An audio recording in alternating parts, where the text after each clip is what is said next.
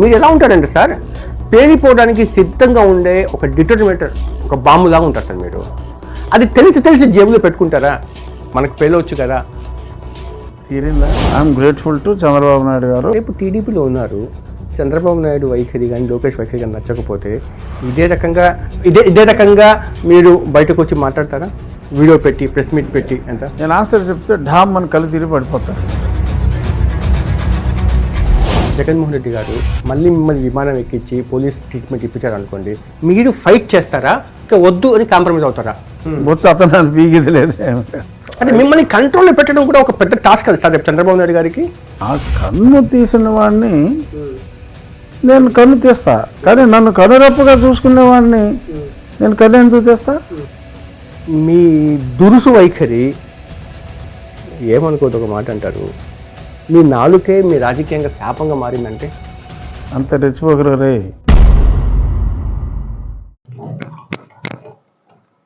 రఘురామకృష్ణరాజు లోపల ఉన్నారు, వెళ్దాం. సార్ నమస్కారం. నమస్తే జాఫర్ గారు. సినిమాలో hero, villain, character artist and comedian అని 4 పాత్రలు ఉంటాయి. ఇంతకు మీది ఏ పాత్ర sir?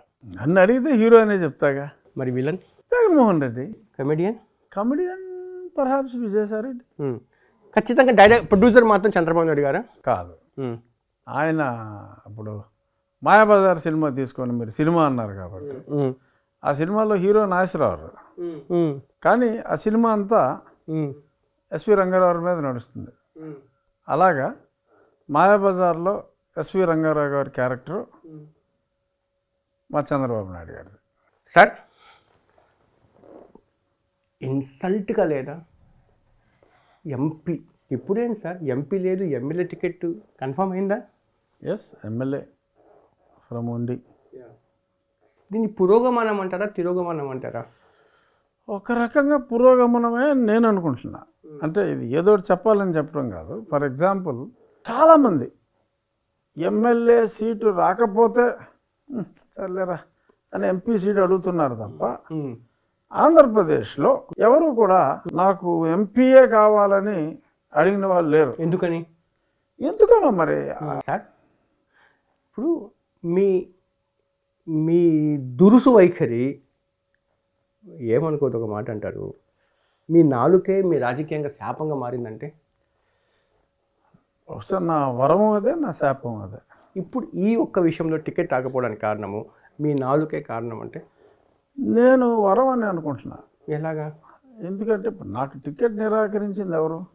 BJP, Bharatiya Janata party. ఎందుకు నిరాకరించిందండి? మీ దగ్గర డబ్బు ఉంది, పేరు ఉంది, కులబలం ఉంది, సామాజిక వర్గం ఉంది, ఇంకా స్ట్రాంగ్ లీడర్ కూడా. మీరు ఇన్ని క్వాలిఫికేషన్ పెట్టుకొని ఎందుకు రిజెక్ట్ చేసిందంటారు? ఎందుకు రిజెక్ట్ చేసింది అంటే నేను ఆన్సర్ చెప్తే ఢామ్ అని కళ్ళు తిరిగి పడిపోతారు మీరు. చెప్పండి. మీరు దాన్ని తట్టుకోగలగనంటే అన్ని తట్టుకుని వచ్చాయి ఇక్కడ. జగన్మోహన్ రెడ్డి అడ్డం పడ్డాడు. ఎందుకని? ఎందుకంటే మరి అతనికి నేను ఎంపీగా ఉండి అక్కడ విపరీతంగా అతని మీద రోజు చేస్తున్న ఈ తప్పుడు పనులన్నీ జగన్మోహన్ రెడ్డి గారు ఇన్ఫ్లుయెన్స్ చేస్తే ఆగే సీటా సార్ మీది? అతనికి ఆ ఇన్ఫ్లుయెన్స్. అలాంటి అలయన్స్ తో మీరు ఎలా పోతారు సార్? కలహాల కాపురం అనిపించట్లేదా? నరేంద్ర మోడీ అలయన్స్ లో పార్ట్నర్ కి ఎక్కువ ప్రయారిటీ. సార్ నా మాట పూర్తిందండి. నరేంద్ర మోడీ, అమిత్ షా గారు అలయన్స్ పార్ట్నర్ కి నా మాట నా దగ్గర ఎవిడెన్స్ ఉండి నేను మాట్లాడతా. నాకున్న సమాచారం ప్రకారము సార్ ఇప్పుడు నరేంద్ర మోడీ, అమిత్ షా అలయన్స్ పార్ట్నర్ కి ఎక్కువ ప్రయారిటీ ఇవ్వాలా, శత్రు వర్గం ఇప్పుడు ఆంధ్రాలో ఆయన ఎవరి మీద ఫైట్ చేయాలా? నరేంద్ర మోడీ గారు, అమిత్ షా, జగన్మోహన్ రెడ్డి గారి మీద ఫైట్ చేయాలా?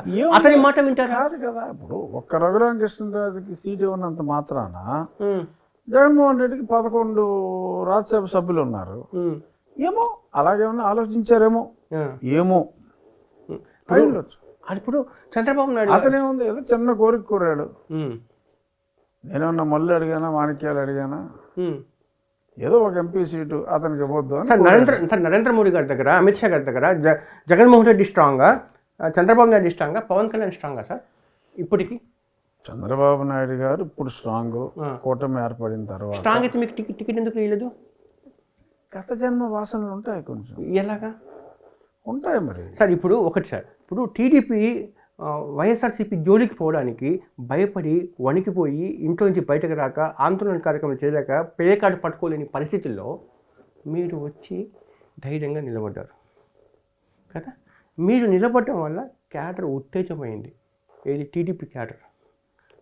మీకు సంబంధించిన ఆ ఫైటింగ్ మేనర్ని దృష్టిలో పెట్టుకొని, మీ త్యాగాన్ని దృష్టిలో పెట్టుకొని మీ వెంట నిలబడి మీకు ఎంపీ టికెట్ వచ్చేంత ఫైట్ చేయాల్సిన అవసరం లేదంటే సార్ ఇది మనసు ఇప్పి మాట్లాడతాను సార్. ఓపెన్ అంటే ఇప్పుడు ఏదో మీరు కెమెరా ముందు ఇప్పుడు నేను ఏం మాట్లాడితే ఎలా కమ్యూనికేట్ అయిపోతుంది కాదు కాదు, మీరు మనసు విప్పే మాట్లాడారు, నేను కూడా మనసు విప్పే చెప్తాను. చెప్పండి. నాకు ఇటువంటి క్లిష్ట పరిస్థితి వచ్చినప్పుడు I'm grateful to Chandrababu Naidu గారు. నాకు ఆయన ఎమ్మెల్యే సీటు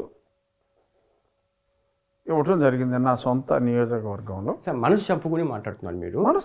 చంద్రబాబు నాయుడు గారు మీకు ఇచ్చారు కాబట్టి మీకు కృతజ్ఞతగా మీరు ఉన్నారు, మీరు అది కాదని చెప్పట్లేదు. కానీ ఈ రోజు ఈ పార్టీ ఈ పరిస్థితి సార్, నా మాట నా ప్రశ్నకు అవకాశం ఇచ్చారు, మా పూర్తి మాట విన్న తర్వాత మీరు జవాబు చెప్పండి సార్. ఇప్పుడు ఈ పార్టీ ఈరోజు ఉత్తేజంగా ఉంది సార్. జస్ట్ 3 years బ్యాక్ మీరు చేస్తున్న ఫైట్ కరెక్టా కాదా పక్కన పెడదాం సార్. జగన్మోహన్ రెడ్డి గారి మీద మీరు చేసిన అలిగేషన్స్ కరెక్టా కాదా పక్కన పెడదాం సార్. మీ మీద అతను చేసిన చర్యలు అది కరెక్టా కాదని పెట్టారు. ఆ రోజు జగన్మోహన్ రెడ్డి గారికి వ్యతిరేకంగా స్వరం ఇప్పడమే కష్టంగా ఉన్న ప్రతిపక్షాల రోజుల్లో మీరు డైరెక్ట్గా ఫైట్కి దిగిపోయారు. మామూలు ఫైట్ కాదు అది. మీరు ఎంత రిస్క్ తీసుకున్నారు. అది చావంచుల దాకా వెళ్ళొచ్చా. అది ఎవరికి పనికి వచ్చింది? టీడీపీకి పనికి వచ్చింది. టీడీపీ ఎందుకు మీ విషయంలో నేను చాలా ప్రెస్టీజియస్గా తీసుకుంటాను ఇష్యూలో అని నిలబడలేదు? నిలబడింది అని నేను చెప్తున్నా. ఎక్కడ నిలబడి మీకు సీట్ రావాలిగా, వచ్చిందిగా. ఎమ్మెల్యే ఏంటండి మీరు ఎమ్మెల్యే క్యాండిడేటా ముందు నుంచి? మీరు ఎంపీ కదా. కరెక్టే, నేను ఎంపీనే. కానీ ఆయన ఓపెన్గా కూడా చెప్పారు ఆ సీట్ని భారతీయ జనతా పార్టీకి మనం కేటాయించాం. ఇచ్చే ముందు మనం అన్నీ కూడా ఈ రఘురామకృష్ణరాజు గారు అయితే నెగ్గుతారు అంటే ఇనిషియల్లీ దే హావ్ అగ్రీడ్. మరి తర్వాత ఏ మాయ పనిచేసిందో, తర్వాత ఏ మాయనో మరి మనకి ఇందాక నా అనుమానం నేను చెప్పా, జగన్ మాయ అని నేను అనుకుంటున్నా. సో అంచేత వాళ్ళు ఇవ్వలేకపోయారు ఈ సీటు. మార్చాలని ట్రై చేసినా కూడా దీని బదులు ఆల్టర్నేటివ్ ఇస్తానని అన్నప్పటికీ కూడా ఒప్పుకున్నట్టుగా లేరు. మరి ఎందుకనో నాకు తెలియదు. కానీ మీకు రాజేంద్రనాథ్ సింగ్కి మంచి సంబంధాలు, రాజేంద్రనాథ్ సింగ్ మీకు స్పీకర్ గారికి మంచి సంబంధాలు. వాళ్ళు ఎవరు ఎప్పుడు తిరుపతికి వచ్చినా మీరే వెళ్తారు. కానీ వాళ్ళు ఎక్కడ మీ సహకరించారు? దీనికి సంబంధం లేదండి. ఇప్పుడు కొన్ని పొలిటికల్ కంపల్షన్స్ ఉంటాయి. వాళ్ళు ఎంత కూటమిలో ఉన్నప్పటికీ కూడా ఆఫ్టర్ ఆల్ ఒక ఆమె అజ్యూమింగ్ అనమాట. ఇప్పుడు 11 మంది రాజ్యసభ సభ్యులు ఉన్నప్పుడు ఇతను ఒక చిన్న కోరిక, అతనికి మటుకు ఎంపీ. రాజకీయ శత్రువు సార్ ఆయన. రాజకీయాల్లో శత్రు పార్టీ వైరి ఓడించడమా గెలిపించడమా అది రెండే ఉంటుంది. మధ్య రకంగా ఇంకో సంధి ఉండదు. రాజకీయాల్లో శాశ్వత శత్రువులు ఉండరు, అలాగే శాశ్వత మిత్రులు కూడా ఉండరు. బట్ ఇప్పుడు అంటే భారతీయ జనతా పార్టీ అంత బలహీనమైందా? బలహీనం కాదు. ఇప్పుడు రేపు కూడా కూటమి అత్యద్భుతమైన మెజార్టీతో నెగ్గబోతుంది. అప్పుడు రేపు మీకు బీజేపీ మానసికంగా వైసీపీతో, శారీరకంగా టీడీపీ జనసేనతో కలిసి ఉంది. వాస్తవం కదా అది అని నేను ఎలా అంటాను. ఇప్పుడు మీ సీట్ విషయంలో కన్ఫర్మ్ కదా. అంటే ఇప్పుడు ఒకటండి, నేను కోరుకునేది ఒకటి, నేను ఎంపీ కావాలని కోరుకున్నా. ఎప్పటి నుంచో ప్రజలు నన్ను రాష్ట్రంలోనే ఉండాలి అని కోరుకుంటున్న మాట కూడా వాస్తవం. సో నేను కోరుకున్నది జరగలేదు, ప్రజలు కోరుకున్నది జరిగిందని నేను భావిస్తున్నా. ఇంకో వర్షం కూడా వినేది ఏంటంటే, మీరు ఎలా ఉంటారంటే సార్, పేలిపోవడానికి సిద్ధంగా ఉండే ఒక డిటర్మినేటర్, ఒక బాంబులాగా ఉంటారు సార్ మీరు. అది తెలిసి జేబులో పెట్టుకుంటారా, మనకు పేలవచ్చు కదా అని చంద్రబాబు నాయుడు గారు భావించి ఇది వద్దు బీజేపీ కోర్టులు వేద్దాం వాళ్ళే భరిస్తారు అని అనుకుని మిమ్మల్ని బీజేపీ కోర్టు నెట్టి ఉండొచ్చు కదా. అది కరెక్ట్ కాదు. ఎందుకంటే ఈ స్థానం గతంలో భారతీయ జనతా పార్టీ 2 సార్లు పొత్తులు ఉన్నప్పుడు నెగ్గుంది. సో నెగ్గి ఉన్న స్థానాన్ని వాళ్ళు అడుగుతారు కాబట్టి వాళ్ళు అడిగారు కూడా. అడిగినప్పుడు ఈయన ఈ స్థానానికైతే ఈయన సరైన అభ్యర్థి, so otherwise we want to give sir అన్నప్పుడు వాళ్ళు తీసుకున్నారు. సార్ మనసిప్పి మనసిప్పి మాట సార్, ఎన్ని చేంజెస్ జరగలేదు. బీజేపీ నాకు ఇది సార్, బీజేపీ వైజాగ్ కావాలని చెప్పిందండి. వైజాగ్ సార్, నా మాట పూర్తిగా ఎంత జాబ్ చెప్పండి సార్. వైజాగ్ కావాలని చెప్పి బీజేపీ గట్టి పట్టింది. జీవన్ నరసింహారావు గారు నాకు విశాఖపట్నం ఎంపీ టికెట్ కావాలని ఒక హిస్టరీ ఉంది. గతంలో అక్కడ బీజేపీ గెలిచింది, నాకు ఇవ్వండి అన్నారు. సార్ ఒకసారి గెలిచింది, నాకు ఇవ్వండి అన్నారు. కుదరదు, మాకు భరత్ ఉన్నాడు, బాలకృష్ణ అల్లుడు, లోకేష్ తోడల్లుడు అని చెప్పి ఇచ్చి, మీకు కావాలంటే అనకాపల్లి అకామిడేట్ చేస్తానని చెప్పి అనకాపల్లి అకామిడేట్ చేశారు. ఈ విధంగా ఇచ్చి పుచ్చుకోవాలి ఉన్నప్పుడు నర్సాపురం విషయంలో బీజేపీ మధ్య అటువంటి సాయంతో జరగలేదు చెప్పి మోసం చేశారు కదా. అది ఎక్కడ మోసం జరిగింది? అది దీంట్లో ఈ మోసంలో ఓన్లీ బీజేపీ ఒకటి, వైసీపీ ఒకటి పాత్రనా ఇంకా? అంటే ఇప్పుడు పాలిటిక్స్లో కొన్ని మనం అర్థం చేసుకోవాలి, కొన్ని కంపల్షన్స్ ఉంటాయి. సో అవి మనం we have to understand and move forward. So నేను ఎప్పుడైతే సరే ప్రయత్నం చేసాం, అవ్వలేదు, అవనప్పుడు we have to move forward. అదేదో జరగలేదని చెప్పి చంటి పిల్లలాగా మనం ఏడుస్తూ కూర్చోకూడదు కాదు. Maybe perhaps God would have written something better అన్నట్టు వెళ్ళిపోవాలి. నేను ఇంటర్వ్యూ చేసిన ప్రతి ఒక్కరికి బీజేపీ నాయకులు ఇదే అడుగుతున్నాను, ఎందుకంటే మీ కూటమి యొక్క చాలా మంది అడిగితే ఆయన బీజేపీలో చేరారా అని అడుగుతున్నారు. అది నేను I can't abuse my friends. అదొక అర్థం పర్థం లేని పనికిరాని వ్యర్థ వాదన. బీజేపీలో ముందుగా చేరితేనే బీజేపీలో ముందుగా చేరారా? ఆ తిరుపతి ఎప్పుడు చేరాడు? వరప్రసాద్ ముందు రోజు మీటింగ్లో అతని పేరు క్లియర్ అయిన తర్వాత ఆ మరుసటి రోజు జాయిన్ అయ్యాడు. సో వాళ్ళు ఇలాంటి పనికిరాని ఆర్గ్యుమెంట్లు చెప్తే నేను 100 చెప్తా. సరే, కూటమి సభ్యులు అందరం, అతనో పార్టీ నేనో పార్టీ కాబట్టి నేను అన్నెసరీగా I don't want to contradict. Naveen Chandral పార్టీలో ఉన్నాడు, సీట్ కన్ఫర్మ్ చేసి 24 గంటల్లో ఇచ్చారు. హైదరాబాద్లో ఎవరో ఒక ఆవిడ, ఒక లేడీ, ఆవిడ పేరు తెలియదు నాకు, డాక్టర్, ఆవిడకి సీట్ కన్ఫర్మ్ అయిన తర్వాత నెక్స్ట్ డే జాయిన్ అయింది ఆవిడ. సో ఇవన్నీ ఏంటంటే సార్, మీరు అడ్జస్ట్మెంట్ మాటలు. ఢిల్లీలో ఈ కూటమి కలిసి ఉండాలి ఎలా ఉందండి సార్? 2.5 సంవత్సరాలుగా ఘోషించారు. వాళ్ళకి కూడా చెప్పాను, చంద్రబాబు నాయుడు గారు నెగ్గుతున్నారు, మీరు వీరితో కలవాలి. ఎలా ఉందంటే ఒక పెళ్లి సంబంధాల కోసము పెళ్లి కూతురు వాళ్ళని ఒప్పించి, పెళ్లి కొడుకు వాళ్ళని ఒప్పించి, పెళ్లి మందిరం మాట్లాడి మొత్తం కార్యక్రమాలు అంతా చేసిన తర్వాత కరెక్ట్ పెళ్లి జరిగే సమయంలో ఆహ్వాన పత్రిక లేకుండా హాజరు కాకుండా అలా అయిపోయింది మీ పరిస్థితి. ఎలా అంటే నేను ఇవాళ ఎవరో ఒక వీడియో పెడితే చూసా, అంటే చిన్న బిట్ చూసా. నేను ఒక డైలాగ్ అంటూ ఉంటాను, అదే డైలాగ్ ముసలావిడ పెద్ద ఆవిడ అన్నారు, ఈ రఘురామకృష్ణరాజు పరిస్థితి ఎలా ఉందంటే, పాపం మీరు అన్నదే ఆ కూటమి ఉండాలని 2.5 సంవత్సరాలుగా ఘోషించాడు, ఈ రాక్షసుని తుదముట్టించాలంటే అందరూ కలవాలని ఘోషించాడు.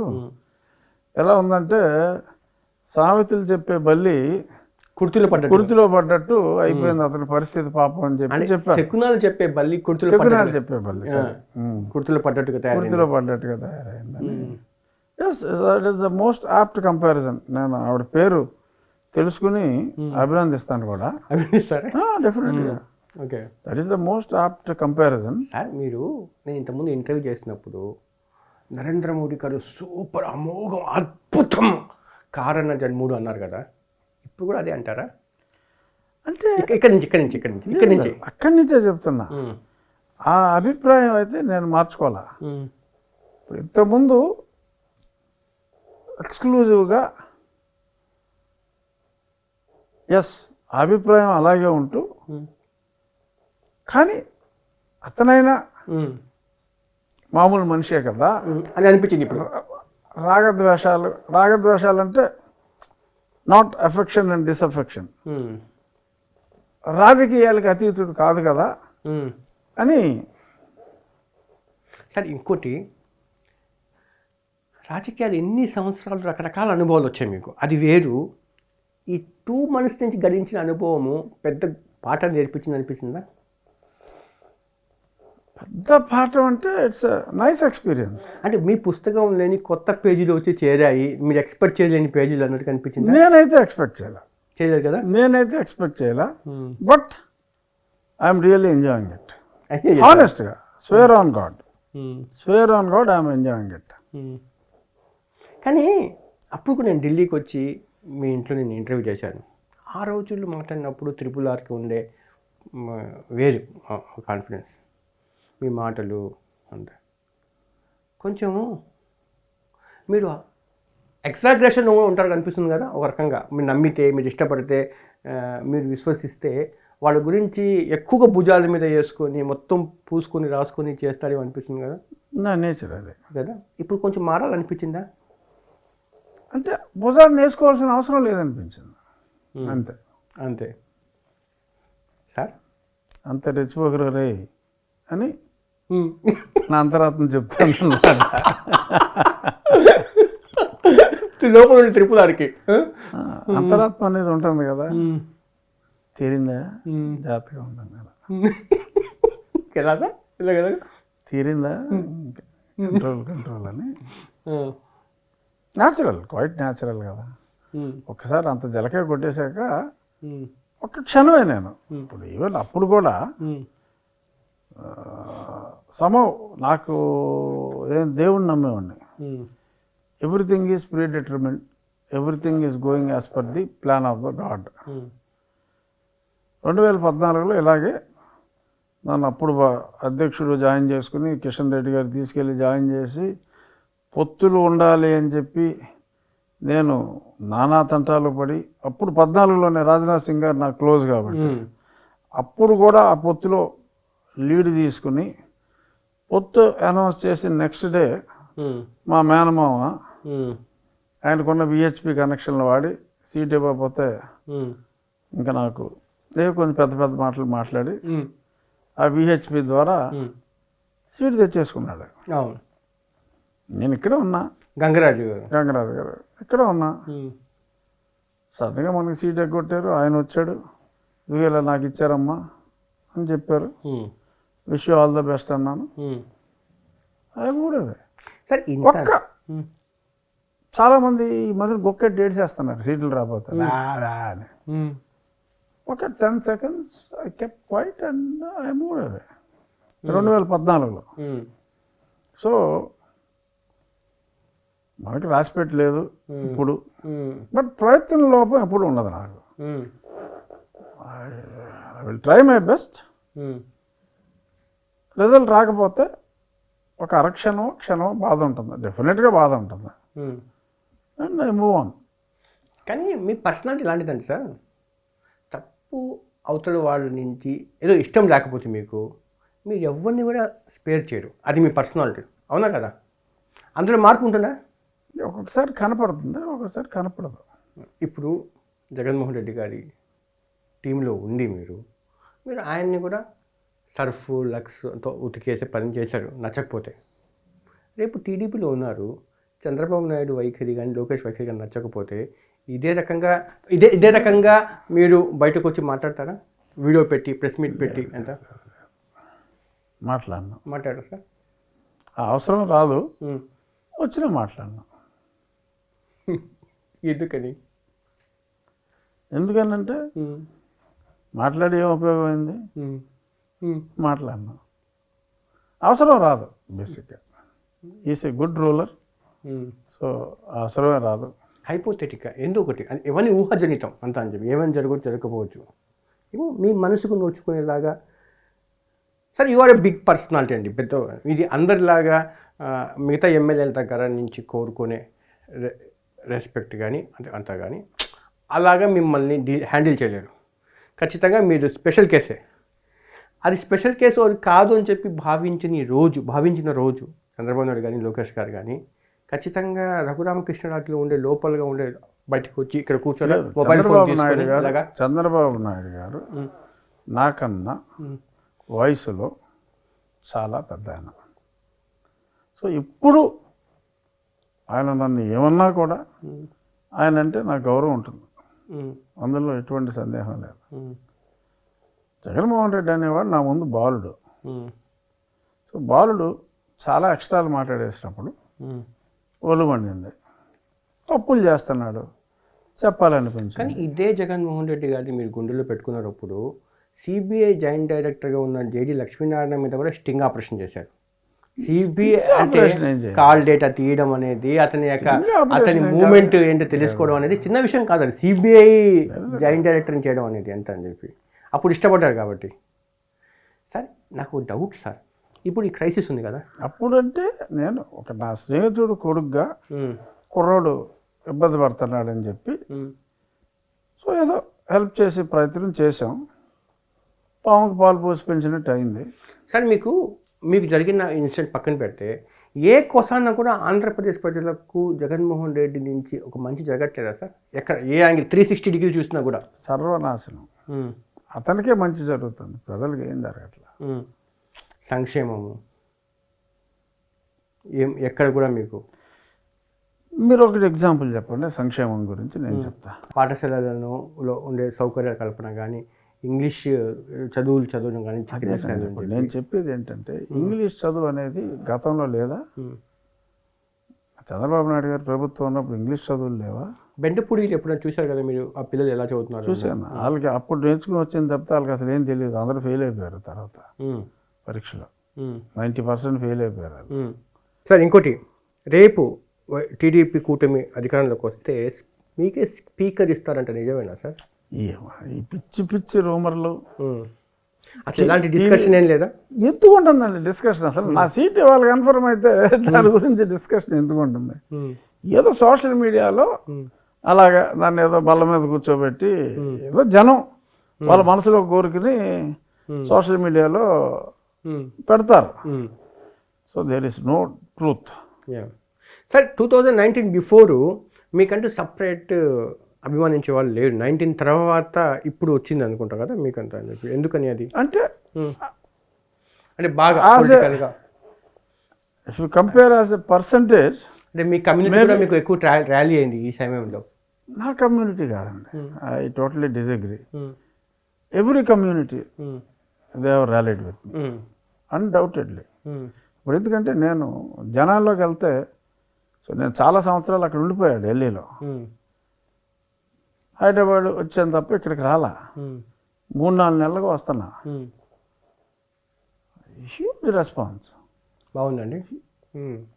అన్బిలీవబుల్. కానీ ఒకటి ఏమంటున్నారంటే ఇప్పుడు అంటే నేను అది ఏ దృష్టిలో చూస్తున్నానంటే, ఇంత అన్బిలీవబుల్ రెస్పాన్స్ ఆల్మోస్ట్ ఒక సినిమా హీరో కన్నా ఎక్కువగా.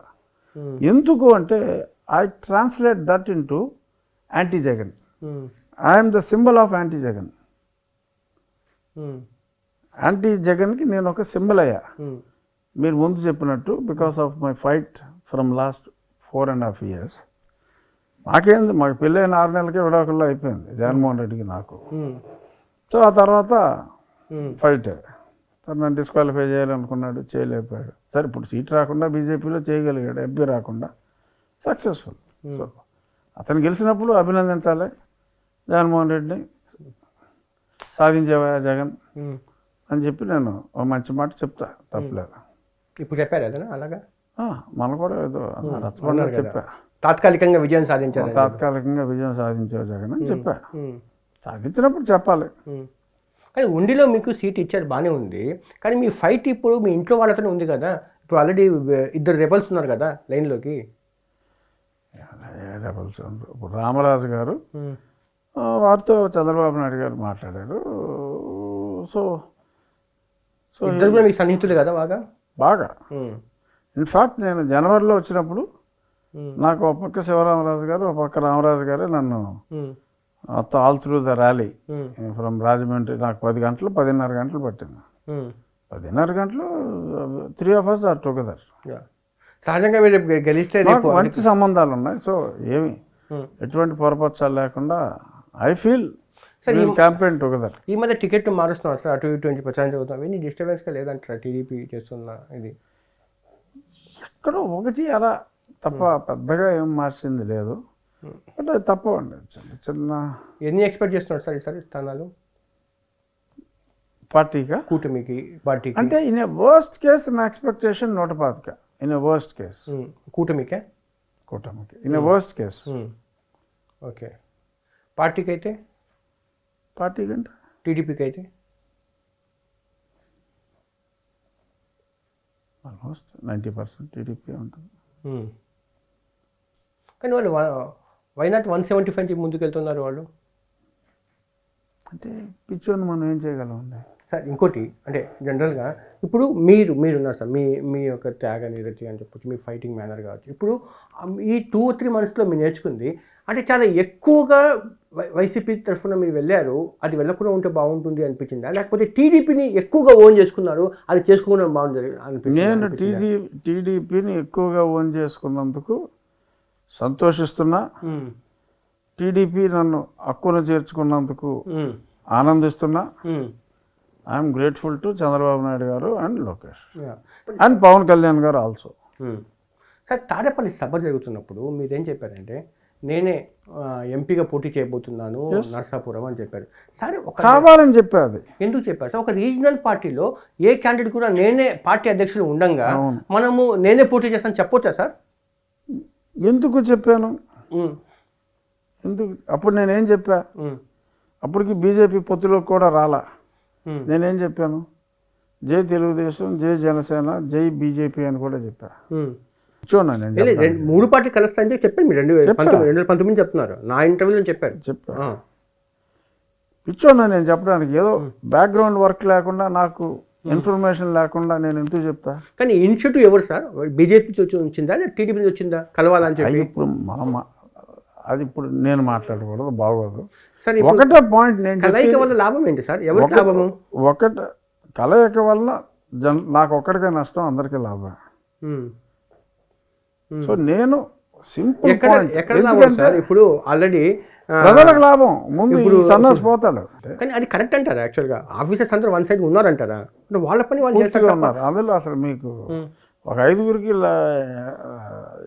ఎండ్ సఫిక్స్ ఒకటే. కానీ అలా చేయడం వల్ల పాపము వాళ్ళకు లైఫ్ లాంగ్ వాళ్ళు ఎన్నికల డ్యూటీకి దూరంగా ఉండాల్సిన పరిస్థితి కదా. They deserve it. They are not officers. అది కరెక్ట్ అని మీరు భావిస్తున్నారా? తీసివేయటం కరెక్ట్, కానీ ఆ తీసేసిన తర్వాత అతనికంటే గనుడు ఆచంట మళ్ళీ అన్నట్టుగా కొత్త వాళ్ళు వచ్చినా అదే తంతు కొనసాగుతుందని నిన్న ఇవాళ కూడా పేపర్లో అదే వచ్చింది. అంటే కూటమి వల్ల ఏం సార్? ఇంకోటి మొన్న నరేంద్ర మోడీ గారు చిలుకూరుపేట సభలోకి వచ్చిన తర్వాత ఆయన ప్రసంగాల్లో కూడా ఎక్కడ కూడా జగన్మోహన్ రెడ్డి గారికి పల్లెట్టి మాట అనలేదు. ఎలాగ అనిపించుకోవాలి దీన్ని? ఎలాగ మీరు? ఏమో, అది as a statesmen maybe is above all. So ఒక ముఖ్యమంత్రి స్థాయి చిన్న వ్యక్తిని నా స్థాయిలో విమర్శించవలసిన అవసరం లేదు అని ఆయన భావించుండొచ్చు, పర్హాప్స్. ఓకే, ఎందుకంటే ఆయన మైండ్లో నేను దూరలేను కదా, ఆయన స్థాయి వేరు. ఇంకా ప్రత్యేకంగా మేలు ఏం జరగదు సార్ కూటమి వల్ల, బీజేపీతో అలయన్స్తో? అంటే రేపొద్దున్న ఈ కుక్కలు చెప్పిన విస్తారలాగా జగన్మోహన్ రెడ్డి చేశాడు దీన్ని. ఎలా చేశాడంటే, మీరు నెంబర్ 1 సినిమా చూసారా?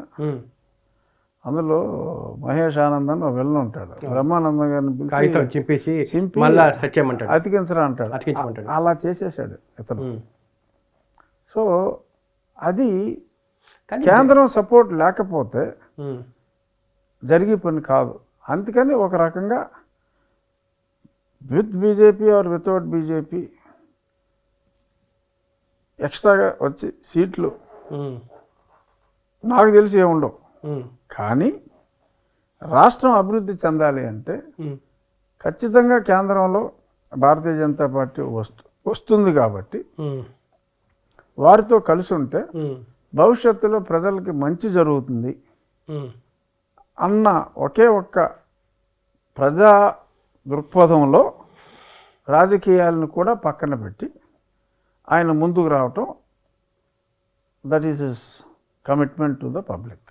సార్ ఇప్పుడు వైసీపీతో డిఫైర్ అయ్యారు, మీరు ఢిల్లీలో ఉన్నారు ఎంపీ కాబట్టి మీకు కేంద్రం సపోర్ట్ దొరికింది, బీజేపీ వాళ్ళ సపోర్ట్ దొరికింది, మీ పలుకుబడి పనికొచ్చింది. ఇప్పుడు స్టేట్లో ఉన్నారు, ఎమ్మెల్యే గెలిచారు. రేపు హైపోథెటికల్గా ఊహాజనితంగా రేపు వైసీపీ వచ్చింది అనుకోండి, రేపు జగన్మోహన్ రెడ్డి మీ మీద టార్గెట్ ఉంటుందా, లేకపోతే మిమ్మల్ని వదిలేస్తారా? అలాగా అంటే అసలు మళ్ళీ జగన్మోహన్ రెడ్డి అనేవాడే ఎన్నికైతే మళ్ళీ మీ పరిస్థితి ఏంటి? నా పరిస్థితి వదిలేయండి, అసలు నా పరిస్థితి గురించి ఆలోచించాల్సిన అవసరమే లేదు. మీరు ఉండిలో ఉంటారా, మళ్ళీ ఢిల్లీ వెళ్ళిపోతారా? అసలు రాష్ట్రంలో మనుషులు ఉండరు. అసలు ఆ ఊహే ఉమ్, భయంకరమైన ఊహ. ఉమ్, ప్రజలందరికీ కూడా అవగాహన అయింది. సో ప్రజలు అది రానివ్వరు. అతనే ఈ రాష్ట్రంలో ఉండడు. ఉమ్. అంటే రాష్ట్రంలో ఉండడు, అసెంబ్లీకి రాడు. ఉమ్. సరే ఓకే సార్, మీకు ఇంకా ఆ శత్రుత్వం ఉంటుంది ఆయనతో? శత్రుత్వం ఆయన మీ పట్ల అలాగే కోపంతో ఉంటారా, లేకపోతే ఇంకా చాలా ఇంకా వదిలేస్తారా, ఉంటారా? అతను వదులుతాడా లేదా అన్నది ఉమ్, నాకు అనవసరం. ఉమ్, నేను అతన్ని ఏమన్నా మాట్లాడతానా లేదా అన్నది అతనికి అనవసరం. అలాగే జరిగితే మీరు ఉండిలో మర్చిపోయారు, ఇది మంచి పని చెప్పారు. ఏమన్నారు? అతని గురించి ఆలోచించవలసిన అవసరం నాకు లేదు. ఉమ్, నా గురించి ఆలోచించవలసిన అవసరం అతనికి ఉండదు అంటున్నా. అంటే రేపు సీఎంగా జగన్మోహన్ రెడ్డి గారు అయితే మళ్ళీ మీరు అది జరగదు. సార్ హైపోథెటికల్ సార్ అంతా జరిగితే మళ్ళీ మీరు ఇప్పుడు అతన్ని జాఫర్ గారు నేను రేపు ముఖ్యమంత్రి అయితే అది వెరీ హైపోథెటికల్, అది మరి అది అంతే, అనుకుందాం సార్ ఊహగా. సార్ ఇప్పుడు ఆయన జగన్మోహన్ రెడ్డి సీఎం అయితే రేపు మళ్ళా రచ్చబండ పెట్టి ఇంతకుముందు తిట్టినట్టు తిడతారా, లేకపోతే ఇంకా వదిలేస్తారా, ఇంకా వద్దని? అసలు నేనేమి సోమవీర్రాజు గారి లాగా ఉన్న ప్రభుత్వాన్ని గురించి మాట్లాడకుండా పాత ప్రభుత్వాన్ని గురించి మాట్లాడేవాడిని కాదు. జగన్మోహన్ రెడ్డిని అప్పుడు కూడా విమర్శిస్తారు అవసరం ఉండదంటున్నా. అంటే ఎలాగా? వెళ్ళిపోయిన గురించి ఎందుకు? ఈ సీఎం అయితే చెప్పేది నేను, సీఎం అయితేనా? జగన్మోహన్ రెడ్డి సీఎం జరగని దాని గురించి ఎందుకంటే జరగని దాని గురించి అన్ని మీరు సార్, నేను ప్రజలకు వచ్చిన దరిద్రం వదిలిపోయింది 2024లో చంద్రబాబు నాయుడు గారి పాలనలో. ఓవర్ నైట్ కూడా ఆయన ఏం చేయలేరు. He may take 6 months or 1 year సక్రమంగా మళ్ళీ కుటుంబాన్ని అస్తవ్యస్తమైన రాష్ట్రాన్ని ధైర్యవంతులు పెట్టాలి. మీ పర్సనాలిటీ ఇలాంటి మీరు ఎవరిని కూడా కేర్ చేయరు, ఎందుకంటే మీ మొండితనమే మీ ఎదుగుదలకు కారణము. ఆ మొండితనమే ఒక దగ్గర ఎదుగుచ్చి అగివ్వడం కారణం. అంటే రేపు వాళ్ళు మనసులో పెట్టుకొని అనుకుందాం హైపోథెటిక్గా, జగన్మోహన్ రెడ్డి గారు మళ్ళీ మిమ్మల్ని విమానం ఎక్కించి పోలీస్ ట్రీట్మెంట్ ఇప్పించారు అనుకోండి, మీరు ఫైట్ చేస్తారా, ఇంకా వద్దు అని కాంప్రమైజ్ అవుతారా? అంటే జరగని దాని గురించి నేను అతను ముఖ్యమంత్రి అవ్వటం అనే డిస్కషనే ఉండదు. రేపు మా ప్రభుత్వం వచ్చిన తర్వాత మేము అతన్ని ఏం చేస్తామని అడగండి, చెప్పగలిగితే చెప్తా. వచ్చి అతను పీకిది లేదు. చెప్పండి సార్, ఏంటి సార్ నెక్స్ట్ మీరు వస్తే అధికారంలోకి వస్తే ఏముంటుంది? అంటే మళ్ళీ పొలిటికల్ వెంటేనా, రాజకీయ కక్షలు, కార్పణ్యాలు? అంటే రాజకీయ కక్షలు అనేది అసలు మెయిన్ పాయింట్ కాదని నేను అనుకుంటున్నా. సో చంద్రబాబు నాయుడు గారికి నాకు తెలిసి ఆయనకి కక్ష అనే నరం లేదు, అభివృద్ధి తప్ప ఇంకోటి లేదు. అంటే ఆయన పక్కన రఘురామకృష్ణరాజు, అచ్చెన్నాయుడు, చింతమనేని ప్రభాకర్, అంటే దెబ్బతిన్న వాళ్ళు అందరూ ఉన్నాం. దెబ్బతిన్న వాళ్ళు ఉన్నాం. నేను దారుణంగా దెబ్బతిన్నాను. అచ్చెన్నాయుడు గారిని పైల్ సర్జరీ అయిన వెంటనే తీవ్రమైన రక్తస్రావం అయ్యేలాగా ఆయన కూడా ఆల్మోస్ట్ 40-50 రోజులు, కొన్నాళ్ళు జైలు, కొన్నాళ్ళు ఎక్కువ హాస్పిటల్లో ఉన్నాడు ఆయన. ఓకే, ఆ కరోనా టైం కాబట్టి. బట్ ఆయనను కూడా చాలా దారుణంగా హింసించారు. అన్యాయంగా హింసించిన అధికారులు, అంటే రూల్స్ని వైలేట్ చేసి అన్యాయంగా ఇరికించిన అధికారుల మీద చట్టంలో ఉన్న సెక్షన్ల ప్రకారం శిక్షించవలసిన బాధ్యత ప్రభుత్వాన్ని. ఇప్పుడు నన్ను రేపు మీరు అదే చేస్తారు, చట్ట ప్రకారం శిక్షించడం. నన్ను కొట్టిన పోలీసుల్ని కాలు కట్టేసి నేను పడుకోబెట్టి కొట్టను. చట్ట ప్రకారం ఒక పోలీస్ అధికారి తన పరిధి దాటి 3rd degree ఉపయోగిస్తే దానికి శిక్షలు ఉన్నాయి. అట్లీస్ట్ 7 years జైల్లో ఉండాలి. సో ఆ పోలీస్ అధికారులని ఖచ్చితంగా ఆ ప్రభుత్వం వచ్చిన తర్వాత డెఫినెట్గా 7 సంవత్సరాల శిక్ష అయితే ఇస్తాం.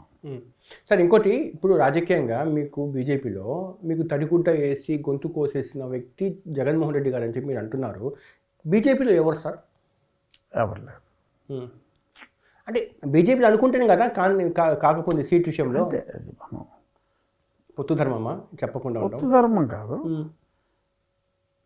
ఏం మాట్లాడినా కూడా అధర్మం అవుతుంది. ఎందుకంటే ఇక్కడ తప్పు చేసినవాడు జగన్మోహన్ రెడ్డి, అతడు బలవంతుడు. నేను ఇంతకటి నుంచి ఇట్లా గిచ్చి చూసుకుంటున్నాను. ఎవడన్నా నేను ఎందుకు గిచ్చి చూసుకుంటున్నానంటే కృష్ణరాజు గారితో మాట్లాడుతున్నానా నేను చెప్పి, ఎందుకంటే చంద్రబాబు నాయుడు మీద అమితమైన ప్రేమ కురిపిస్తున్నారు, అది ఉంది, ప్రశంసల జల్లులు కురిపిస్తూ ఉన్నారు. అంటే ఈ మార్పు శాశ్వతం తాత్కాలికం అంతేనంటారా?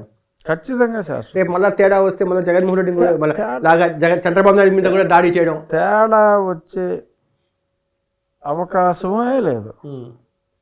అది మీ నుంచి అది ఇస్తున్న హామీనా అలా జరగదని చెప్పి? లేదు. ఇప్పుడు ఇంతకుముందు ఆయన 14 సంవత్సరాలు ముఖ్యమంత్రి చేశారు. ఇప్పుడు ప్రజాకంటకుడుగా ఆయన ఎప్పుడు లేడు కదా. So he has got a track record of doing good to the people. ఆయన ప్రజలు ఆశించిన స్థాయిలో మరి మంచి జరగలేదని ఓడించారో ఎందుకు ఓడించారో నాకు తెలియదు, కానీ ఎప్పుడు ప్రజలకు ఆయన ఎప్పుడు అన్యాయం చేయలే. ఇప్పుడు ఈ పాలకుడు చేసినట్టు చాలా చాలా చాలా దారుణంగా చేశారు. సార్ రేపు పొత్తు ధర్మంలో భాగంగా మీరు గట్టిగా రేపు నరేంద్ర మోడీ గారితో రేపు విశాఖపట్నంలో కానీ లేదా ఇక్కడ ఆంధ్రప్రదేశ్లో కానీ మీటింగ్స్ పెట్టించి ఇక్కడ మనము ఆంధ్రప్రదేశ్కి ఇది చేయబోతున్నాము, స్పెషల్ స్టాటస్ ఇవ్వబోతున్నాము అలాంటి నా హామీ ఇప్పించగలుగుతారు సార్ అంతా అని చెప్పి? అది పార్టీ నాయకులు. ఇప్పుడు నేను ఒక పార్టీలో నియోజకవర్గానికి పరిమితమైన ఎక్కడ తగ్గాలో కూడా తెలుసు రఘురామకృష్ణరాజు గారికి. పవన్ కళ్యాణ్ గారు చెప్పారు కదా ఏమని ఎక్కడ నెగ్గాలో కదా ఎక్కడ తగ్గాలో కూడా తెలియాలని. అంటే అప్పుడంతా దేశ రాజకీయాలు రాష్ట్ర రాజకీయాల గురించి మాట్లాడే రఘురామకృష్ణరాజు ఎంత సార్ ఇంత మార్పు వచ్చింది? ఈ మార్పు ఈ లాస్ట్ 1 month ఈ 15 days నుంచి వచ్చిందా లేకపోతే సందర్భాన్ని బట్టి అలా వ్యవహరిస్తున్నారంటారా? అలా అని కాదు కదా. అంటే ఇప్పుడు స్టీల్ ప్లాంట్ సమస్య ఉంది. అవును, స్టీల్ ప్లాంట్ సమస్య ముఖ్యమంత్రి అయిన తర్వాత చంద్రబాబు నాయుడు గారు డీల్ చేసుకోవాల్సిన సమస్య ఆయన పొత్తు పార్ట్నర్తో. సో కాబట్టి అటువంటి విషయాల్లో నేను వేలు పెట్టాల్సిన అవసరం అయితే ఉండదు, రాదు. ఇంకా సార్ యాక్చువల్గా ఈ ఉండి కాన్స్టిట్యున్సీలో కానీ ఇక్కడ దీని గురించి మీరు అంటే పార్ట్ ఆఫ్ పోలవరం దగ్గరగా ఉంది ఎంత అని చెప్పి ఆ పోలవరం పూర్తి చేయడానికి మీ వంతు ప్రయత్నాలు ఎలా చేస్తారు, ఏం చేస్తారు? అంటే పోలవరం అంటే చంద్రబాబు నాయుడు గారికి పిచ్చండి. అది ఎవరు ఏం చేయక్కల్లా. ఓకే, ఆయన ఇదివరకే వారానికి 1 రోజు ఉండేవాళ్ళు ఆయన. ఇప్పుడు ఆయన 2 రోజులు ఉన్నా కూడా నేను ఆశ్చర్యపోను. ఆ పోలవరం కంప్లీట్ చేసేదాకా ఆయన అసలు నిద్రపోడు. సో అంచేత ఎవడేం చేయక్కల్లా. ఆయనకి సపోర్ట్గా ఉంటే చాలు. ఆయనకి ఎవరు పోలవరం కంప్లీట్ చేయాలండి అని చెప్పాల్సిన అవసరమే రాదు. సార్ మీరు నిజాలు చెప్పాలా, చంద్రబాబు నాయుడు గారు మిమ్మల్ని ఈ మధ్యకాలంలో ఒక పక్క రూమ్లో తీసుకున్నది ఎవ్వరు లేకుండా ఏకాంతం మీరు ఆయన ఇక చాలు ఓపెన్గా నువ్వు మాట్లాడింది ప్రత్యర్థులను అంతా ఇక్కడ నుంచి మారాలి, నువ్వు చాలా కోపాన్ని అణుచుకోవాలి, ఒక పార్టీలో ఒక సిస్టమ్ ఉంటుంది, ప్రోటోకాల్, దానికి లోబడి వెళ్ళాలి అని చెప్పారంట. నిజమేనా సార్? చెప్పారట. మరి నాకైతే చెప్పలేదు సార్. ఓకే, ఇలాంటి సంభాషణ ఎప్పుడు జరపలేదు? చెప్పారని మీకు ఎవరు చెప్పారో నాకు తెలియదు. అంటే మీరు లక్ష్మీ టపాస్ లాంటి కదా, ఎప్పుడు ఎలా పేలిపోతాడో అర్థం కాదు కదా. ఒకసారి అలా పేలిపోవడము పార్టీ ఆలోచన విధానానికి విరుద్ధంగా జరగవచ్చు కదా అలాగా అని చెప్పి. ఇప్పుడు నేను పార్టీలో అంటే మిమ్మల్ని కంట్రోల్లో పెట్టడం కూడా ఒక పెద్ద టాస్క్ కదా సార్ రేపు చంద్రబాబు నాయుడు గారికి. మరి అసలు అవసరం ఎందుకు ఉంటుంది? ఎవరినన్నా కంట్రోల్లో పెట్టవలసిన అవసరం. అంటే మీరు మితవాది కాదు కదా, అతివాది కదా మీరు అంతా. మితంగా అతివాదినేమో. మితంగా అతివాది అంటే మధ్య రకంగా ఉంటుంది అసలు అది. అంటే మితంగానే ఉంటుంది. అంటే బేసిక్గా కన్ను పంటికి పన్ను అలాంటి రకం కదా మీరు కూడా? కాదండి, ఇప్పుడు నా కన్ను తీసిన వాడిని నేను కన్ను తీస్తా, కానీ నన్ను కనురెప్పగా చూసుకునేవాడిని నేను కన్ను ఎందుకు తీస్తా? ఓకే, అదే లాజిక్. చూద్దాం సార్, నేను మళ్ళీ ఇంటర్వ్యూలు చేస్తాను మీతో. చేస్తూ ఉండాలి. Jafar interview speciality always. ధన్యవాదాలు. Thank you. కొత్త రఘుని చూసారా? కొత్త రఘుని చూశాను. చంద్రబాబు నాయుడు మీద ఈ పొగడ్తలు ఏంటి? సరే, ఆయన కూడా గిచ్చి చూసుకుంటాడు, ఇది రఘురామకృష్ణరాజన్న అని చెప్పి గిచ్చి చూసుకుంటూ ఉంటారు. ఇది నమస్తే, నేను మీ జాఫర్. మీకు నేను మా టీం చేసే వర్క్ నచ్చితే మీరు సబ్స్క్రైబ్ చేయడం మర్చిపోవద్దు. సబ్స్క్రైబ్ చేయడంతో పాటు పక్కన ఉండే బెల్ ఐకాన్ కూడా ప్రెస్ చేయండి. 85% వాళ్ళు జస్ట్ ఛానల్ మీదకి వచ్చి కంటెంట్ చూసి వెళ్ళిపోతున్నారు తప్ప సబ్స్క్రైబ్ చేయట్లేదు. దీనివల్ల ఏంటంటే మేము తయారు చేసే కంటెంట్ మీ దాకా రావట్లేదు. మా రిక్వెస్ట్ ఏంటంటే ప్లీజ్ సబ్స్క్రైబ్. ఇట్లు మీ జాఫర్.